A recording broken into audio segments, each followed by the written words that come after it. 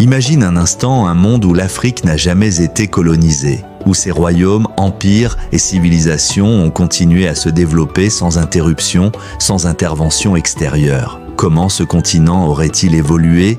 Quelle place aurait-il occupé dans l'histoire, la culture, la politique et l'économie mondiale? Aujourd'hui, on explore cette histoire alternative fascinante. Sans colonisation, les puissants empires africains tels que le Mali, le Songhai, le Royaume du Congo ou le Zimbabwe auraient pu prospérer, évoluer et s'adapter aux changements mondiaux. Les échanges commerciaux africains avec l'Asie, le Moyen-Orient et l'Europe auraient continué, mais dans des conditions d'égalité, sans domination ni exploitation.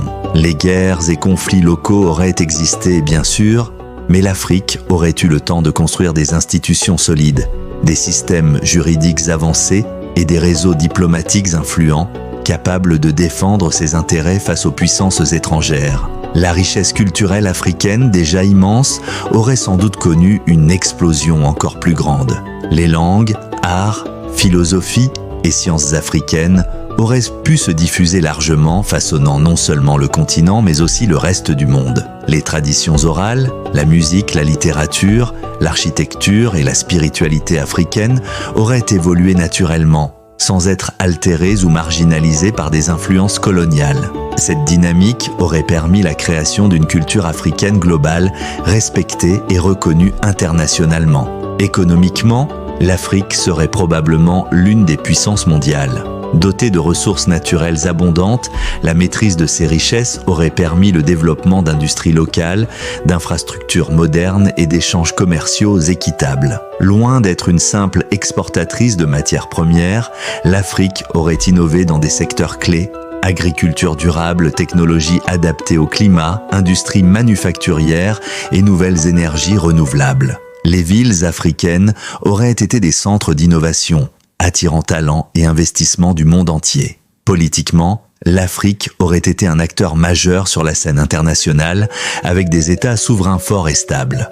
Des institutions panafricaines auraient émergé bien plus tôt, facilitant la coopération régionale et la défense commune des intérêts africains. Ce poids politique aurait influencé les équilibres mondiaux, peut-être même remis en question les modèles occidentaux. L'Afrique aurait joué un rôle clé dans la construction d'un ordre mondial multipolaire, plus équilibré et juste. Enfin, dans cette histoire alternative, l'Afrique aurait été une source majeure d'innovation technologique, scientifique et culturelle. Des inventions dans la médecine traditionnelle combinées aux technologies modernes, des avancées en énergie propre, en agriculture intelligente ou en architecture durable auraient pu changer la face du monde. Les universités africaines, tout comme les centres de recherche, auraient attiré les meilleurs esprits.